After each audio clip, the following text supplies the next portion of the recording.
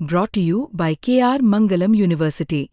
We provide you the platform to turn your dreams into reality. Give wings to your aspirations with KR Mangalam University.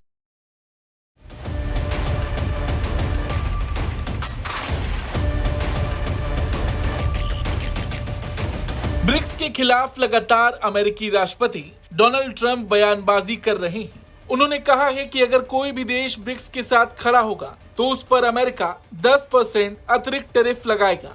हालांकि Trump के इस बयान के बाद अब रूस की भी प्रतिक्रिया सामने आई है।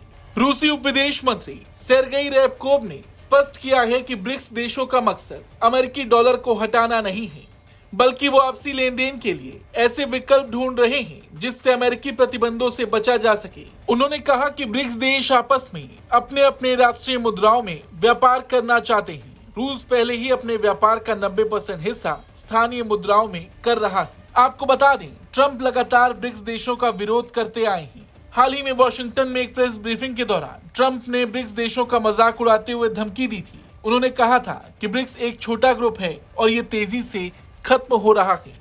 The dollar, great prominence, and you have this little group called BRICS. It's fading out fast, but BRICS is they wanted to try and take over the dollar, the dominance of the dollar, and the standard of the dollar. And I said, anybody that's in the BRICS consortium of nations, we're going to tariff you 10%.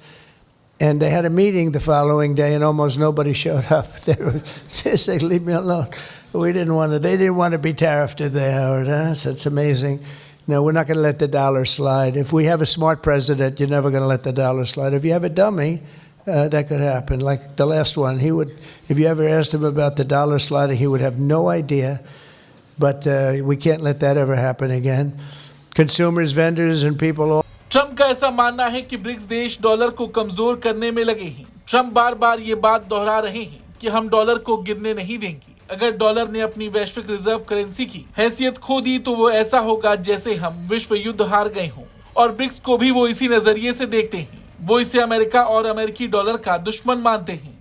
ये पहली बार नहीं था जब Trump ने इस बहुपक्षीय समूह को धमकी दी हो। इससे पहले भी कई मौकों पर उन्होंने ब्रिक्स देशों को अतिरिक्त टैरिफ की धमकियां दी हैं। आपको बता दें, ब्रिक्स एक बहुपक्षीय समूह है जिसमें ब्राजील, रूस, भारत, चीन, south Africa, Egypt, Ethiopia, Iran, UAE और इंडोनेशिया जैसे देश शामिल हैं। हालांकि ब्रिक्स समूह ने बार बार अमेरिका विरोधी होने से इंकार किया है और खुद को बहुपक्षीय कूटनीति के एक मंच के रूप में स्थापित भी किया है।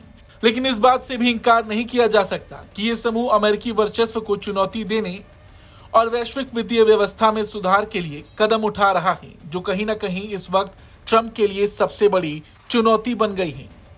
आपका ब्रिक्स को लेकर क्या कुछ कहना है? रूसी उप विदेश मंत्री सेर्गेई रैबकोव ने जो कुछ भी कहा उससे आप कितना सहमत हैं? कमेंट करके जरूर बताएं। ब्यूरो रिपोर्ट, भारत तक।